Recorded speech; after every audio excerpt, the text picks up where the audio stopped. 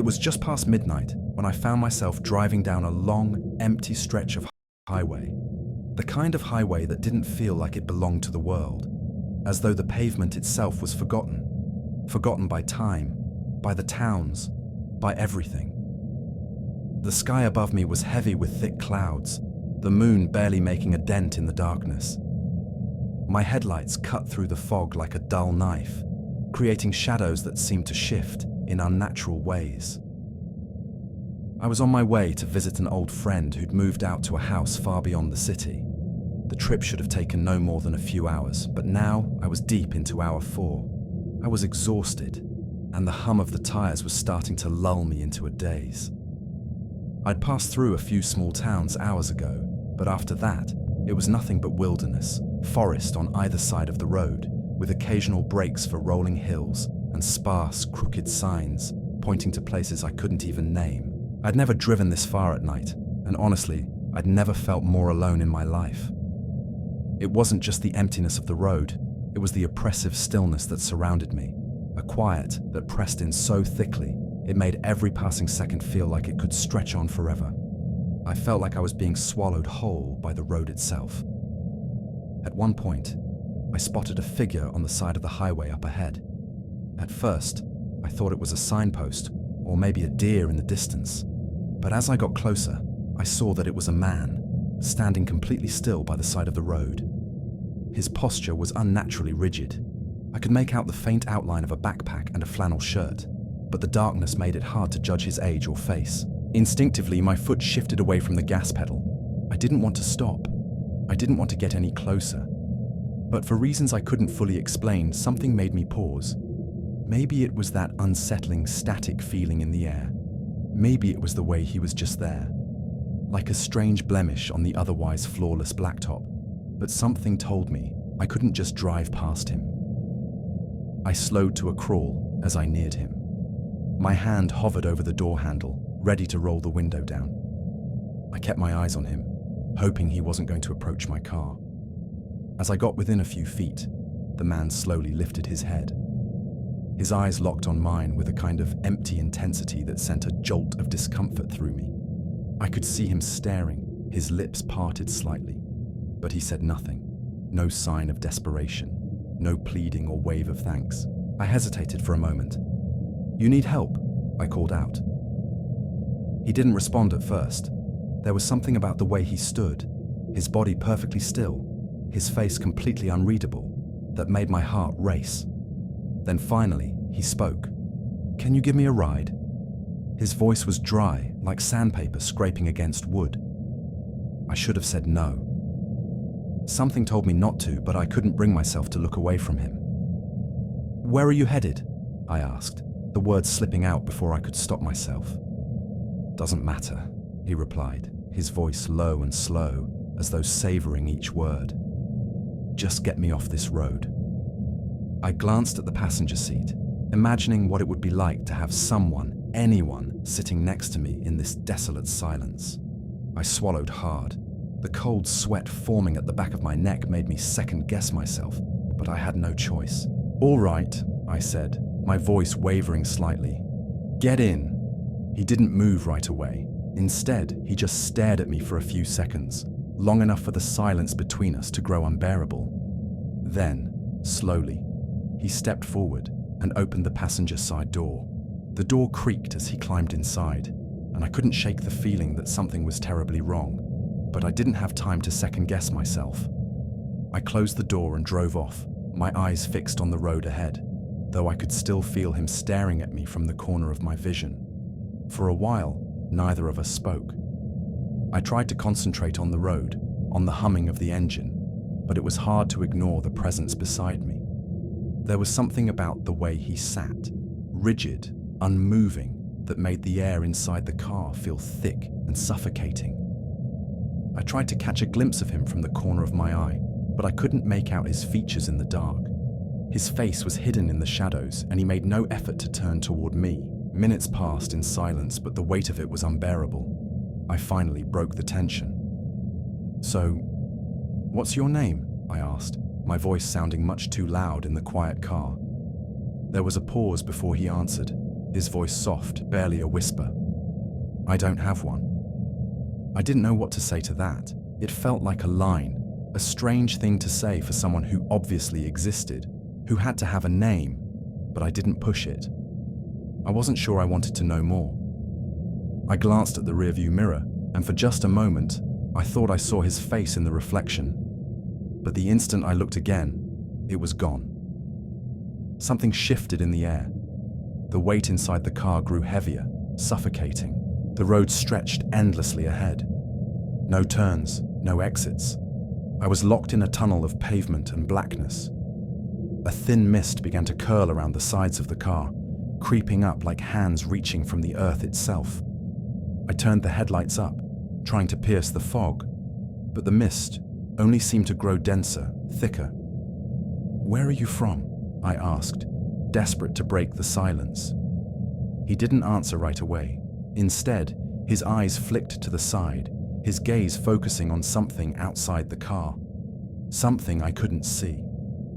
I looked over at him, but his face was shadowed, and the only thing I could make out were his eyes. Too wide, too dark. I shuddered, a cold chill running down my spine. "Why are you staring at me?" I asked, my voice rising in anxiety. "I can see them," he replied, still staring out the window. His voice had changed. It was colder now, hollow, like someone else was speaking through him. "They're right behind us."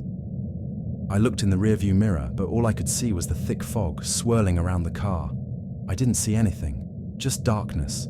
The hairs on the back of my neck stood up. "What are you talking about?" I demanded, my pulse quickening.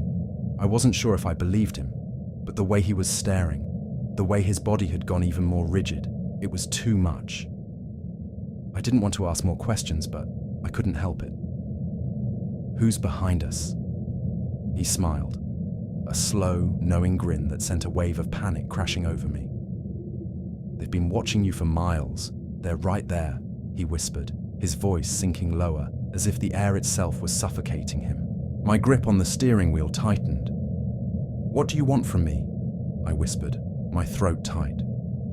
"That's the thing," he said softly, still grinning. "You're already part of the story." And just like that, I realized what had been wrong the entire time. There was no fog. There were no shadows. There was no man beside me. I was alone on the road. We had been planning this vacation for months, a week-long road trip across the country to see the sights, take in the landscapes, and make memories as a family. My wife Emily and I thought it would be the perfect bonding experience for our two kids, Noah and Lily. They were getting older, and we didn't want to let these years slip by without doing something special. A good old-fashioned road trip felt like the best way to do it. The kids were excited, the car was packed, and the playlists were ready. What could possibly go wrong? It was the middle of June, a Saturday, when we finally hit the open road. The sun hung low in the sky, casting a warm golden light over the rolling hills as we left the city behind us. The kids, of course, were full of energy, but after a few hours of driving, they both eventually fell asleep in the back seat. Emily and I were left to enjoy the quiet, just the hum of the tires against the pavement and the occasional pop of a highway sign in the distance. We'd planned a route that would take us through some scenic, less-traveled back roads, places where we could pull over for photos and stretch our legs. The goal was to avoid the big highways and get a real feel for the land, the small towns, the open country. We passed through several sleepy little towns, each one more desolate than the last, and I could already feel the isolation setting in. It was different from the usual vacation spots, where you're constantly surrounded by people. Here, it felt like we were the only ones on the road, just us and the occasional lonely farmhouse. By late afternoon, we found ourselves on a long stretch of desolate highway that seemed to go on forever. The kids were still asleep, and Emily had fallen into a quiet conversation with me. We talked about all the places we'd visit, the adventures ahead. But the farther we drove, the quieter everything seemed to get. The road had been perfectly smooth up until now, but I began to notice a subtle shift. The asphalt was cracked in places, and the overgrown grass along the sides of the road was a darker, more oppressive shade of green. The occasional rundown barn or abandoned house seemed to blink in and out of existence in the rearview mirror, like they weren't meant to be there at all. "How much farther, you think?" Emily asked, pulling out the map. I glanced at the GPS. We were about 2 hours away from our next destination, but something felt off. The map had stopped updating for some reason, and the little blue dot that tracked our car's position had frozen. I fiddled with it for a few seconds, thinking it was just a glitch, but the screen stayed stubbornly stuck. "Don't worry, it's fine. Just a glitch," I said, trying to brush off the unease creeping into my chest. But I didn't feel fine. The road ahead was long and empty, just flat, endless stretches of fields on either side. The sun had already dipped below the horizon, and I knew we should have reached a small town by now. But there was nothing. Just road and darkening sky. I turned on the headlights, my hands tightening on the wheel. "Maybe we should pull over, get some gas, stretch our legs," Emily suggested. "I'm starting to feel like we're driving through nowhere." I didn't answer right away. My eyes scanned the horizon, searching for something familiar. In the distance, I could see what looked like a flicker of lights. A gas station, a truck stop, something. I pressed my foot down on the gas, eager to reach the lights and get a sense of where we were. But as we drew closer, I felt the hairs on the back of my neck stand up. The lights weren't from a gas station. They were from a large, ramshackle house at the side of the road. The house was old, but it wasn't abandoned. There were lights on inside, and the glow from the windows created an unsettling warmth. The property was surrounded by an old, rusted fence, and the gravel driveway seemed to stretch off into a darkened field. But there was no other car in sight. "Let's just stop here," Emily said, her voice sounding a little too eager. "It looks like we might be able to ask for directions and maybe we can find some gas." I hesitated. The place looked strange, out of place even in the middle of nowhere. But I didn't want to look like I was getting paranoid. "Okay, but just for a minute." I pulled into the gravel driveway and stopped near the front porch, which was dimly lit by a single yellow bulb. As I shifted the car into park, I noticed something odd. There was a large, rusty pickup truck sitting near the porch. It was old, covered in dust, and the tires were caked in mud, but the truck was unmistakably parked like someone had just driven it there. Emily glanced out the window, her face slightly creased with confusion. "Weird. Looks like no one's around. Maybe just a family living out here," I said, trying to sound casual. "Let's ask if they know where the nearest gas station is." I got out of the car first, leaving the door open for Emily and the kids. As I walked toward the front door, I felt a strange sense of being watched. The hairs on the back of my neck prickled, but I ignored it. I knocked, but there was no answer. I knocked again, louder this time, and still nothing. "Should we try the back door?" Emily called out from the car. I didn't want to, but it felt like we were being drawn toward the house. The quiet stretched out around us, almost too still. I motioned for her to stay put, then walked around to the side of the house. As I reached the back of the property, I found an old wooden shed. The door was cracked slightly open, as if inviting me to come closer. Something made me pause. I didn't want to open that door, but before I could walk away, I heard it. A sound. Faint at first, but unmistakable. A voice. "Help me!" It was a child's voice, soft but desperate, coming from inside the shed. My pulse quickened, and I took a step closer, drawn by the need to find the source.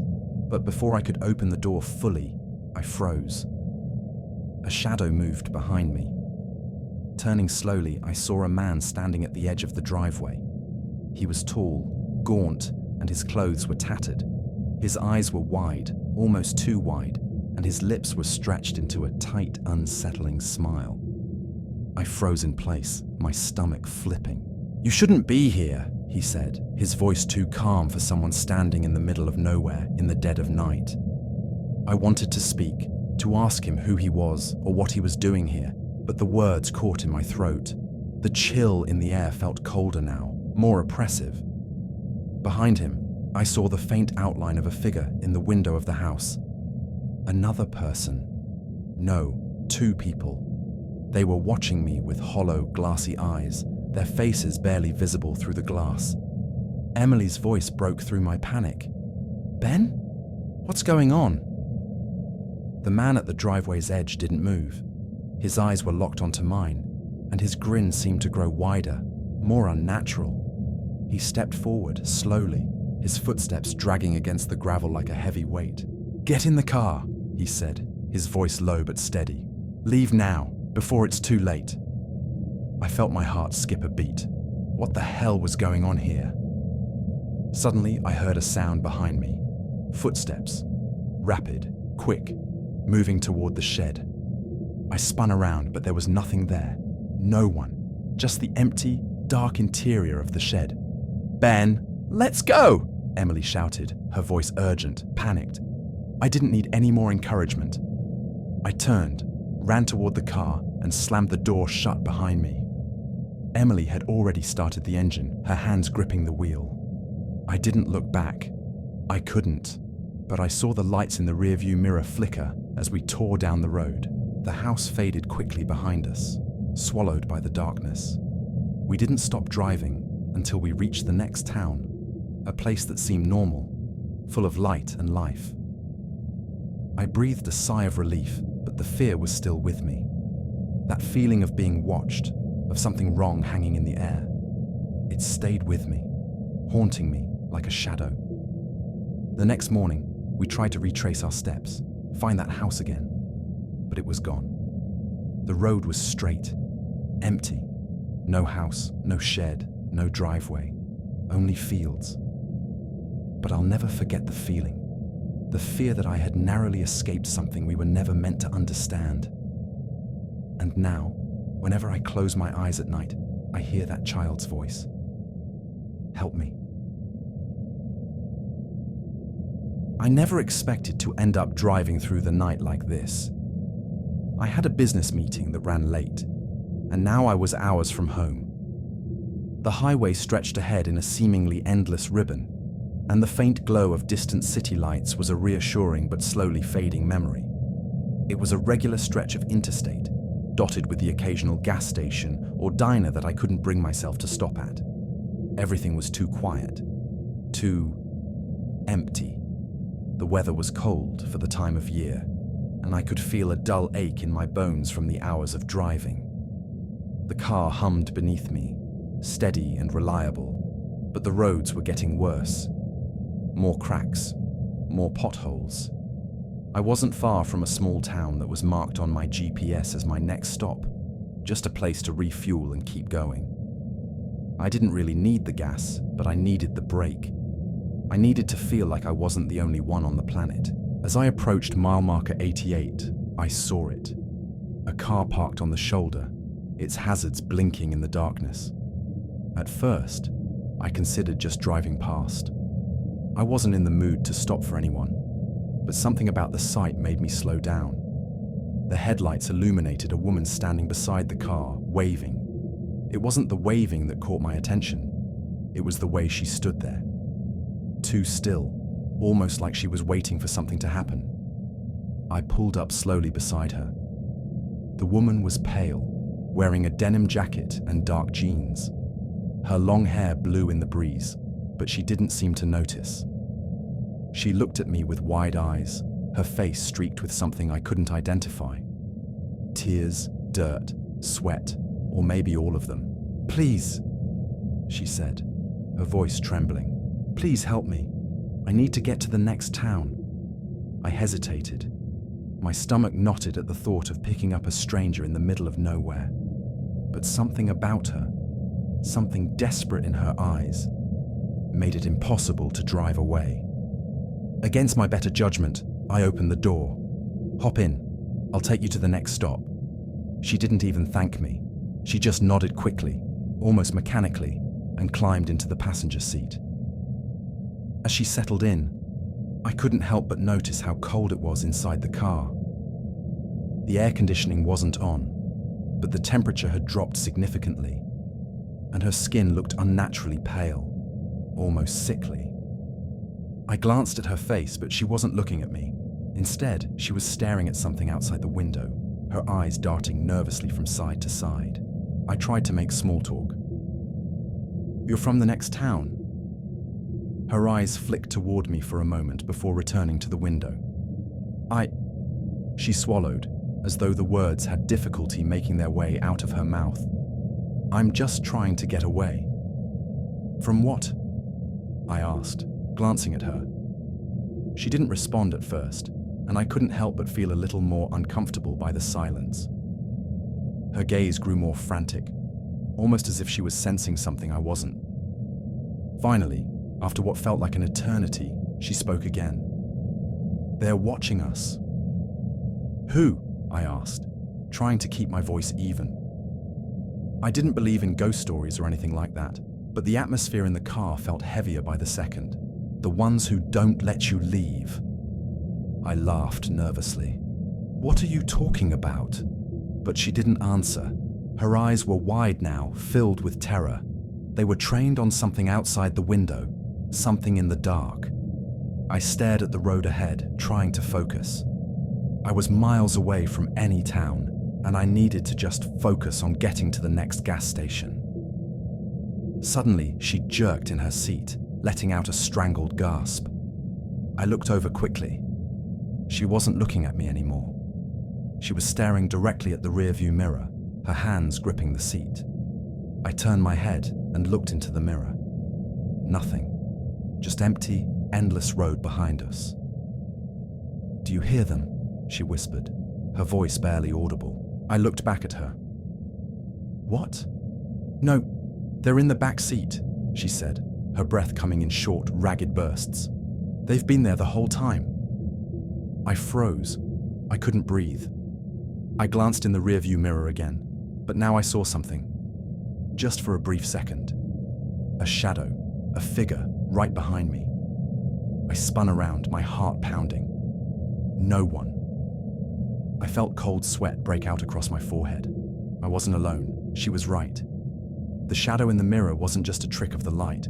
I saw it again, a movement behind me. It was subtle, but there. Something shifting. Someone was there. I turned back to the road, panic tightening in my chest. "We're pulling over," I said, my voice shaking. "I told you," she whispered, her face turning toward me, eyes wide and panicked. "I told you they're always with you. They never let you leave." I could feel my pulse in my throat now, pounding. I had to get out of this car. I couldn't breathe. I couldn't think straight. Every second felt like an eternity. I slammed the brakes and pulled over to the side of the highway, my hands shaking. I turned to the passenger seat. She was gone. I didn't even hear the door open. She wasn't there anymore. There was no trace of her. No sign that anyone had ever been in the car. Panic gripped me, and I checked every door and every window, but they were locked. There was no one outside either. Only the empty highway stretched on into the darkness. I took a deep breath, shaking, and then it hit me.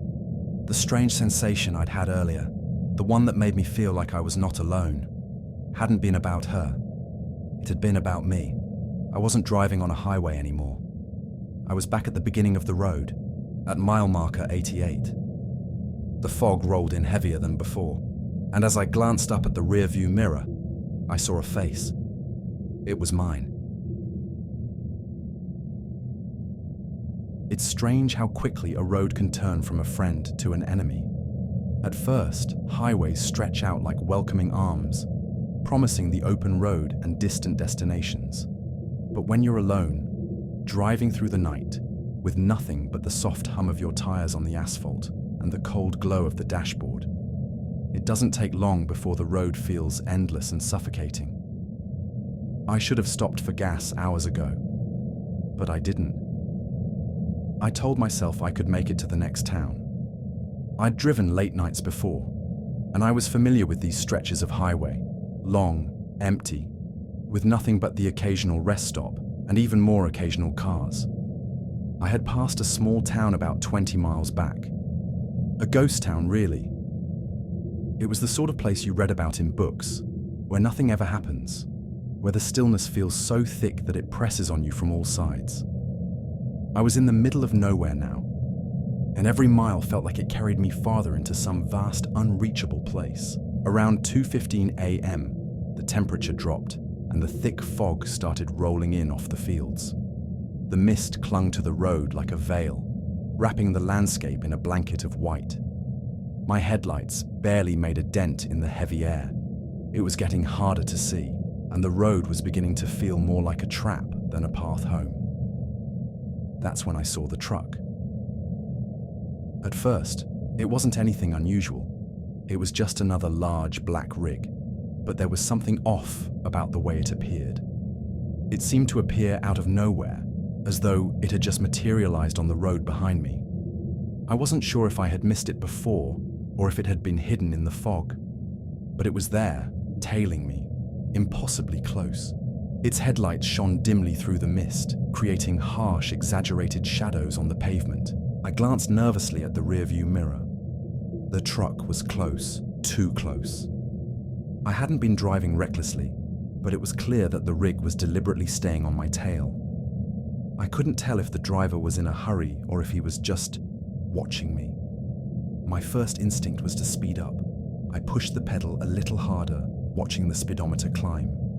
But the truck kept pace, maintaining a perfect distance behind me, as though it was waiting for me to make a mistake.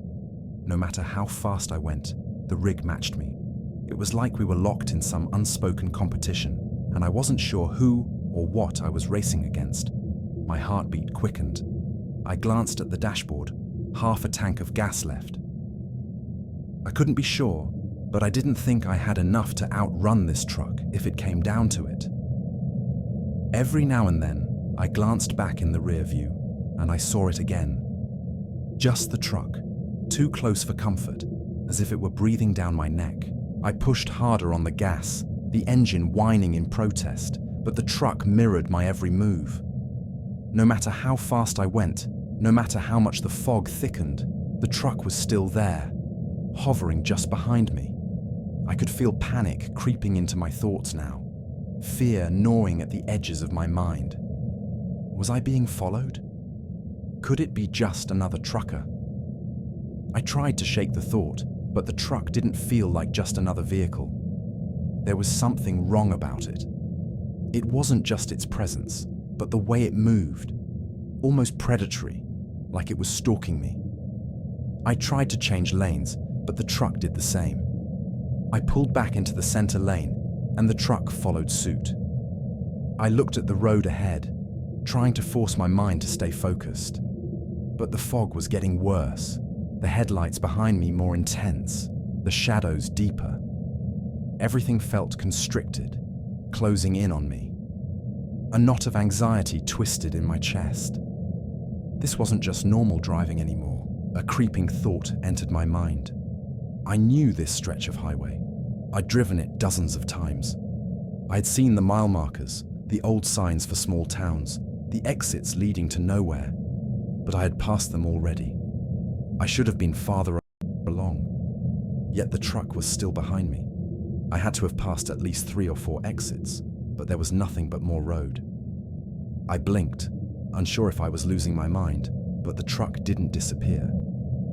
It remained as close as it had been all this time. That's when it happened.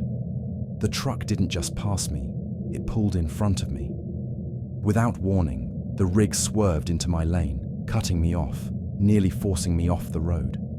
My heart slammed against my ribcage. I slammed my foot on the brakes, my car screeching as I swerved to the shoulder to avoid a collision. The truck didn't slow down. Instead, it continued down the road ahead of me, its massive tires kicking up dust and gravel. I couldn't understand it. The road was empty. I was the only other car out here. There shouldn't have been anything in my way. I pulled my car to the side, still shaking from the close call, and tried to calm my racing mind. I couldn't see the truck's taillights anymore, but I knew it was still somewhere up ahead. Taking a deep breath, I decided I'd had enough. I wasn't going to let this truck chase me through the night. I pulled back into traffic, my hands shaking as I accelerated. I needed to pass it, to get away, to feel like I was in control again. But as I picked up speed and came around the next curve, I was struck by the eerie, suffocating silence of the night. The truck was gone. I blinked. The road was empty. No truck, no headlights, nothing. I looked in my rearview mirror. Still nothing. A wave of confusion crashed over me.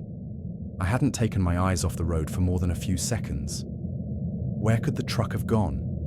It didn't make sense. The rig had been right there. It had been looming so close behind me. How could it have disappeared so quickly? And then it hit me. There had been something about the truck, something odd about it that I hadn't wanted to admit. The headlights had been too dim, the engine sound too low. The truck had felt like a shadow itself, something unreal. My eyes flicked toward the horizon. The road ahead seemed endless. But then, the same unsettling sensation crept up my spine. The air felt too still, too thick. I looked back at the road ahead, trying to shake the sense that something wasn't right, something I had missed. That's when I saw it. In the distance, just barely visible through the fog, the truck was there again. It wasn't in front of me. It was behind me, right behind me. I slammed my foot down on the gas, but the truck didn't move. It just followed, close, but not accelerating. It wasn't even trying to overtake me. I looked down at the dashboard. My GPS was completely frozen. The radio had gone static. The speedometer read 60 miles per hour, but the truck's presence felt like it was keeping me in place. It was like time had slowed down, or maybe it was never moving at all. I couldn't bring myself to look in the rearview mirror, not anymore. But I knew that if I did, it would still be there, waiting. The truck had never passed me. It had always been there, just like the road, just like the fog, just like the night itself. I wasn't alone on this highway, and I never would be again.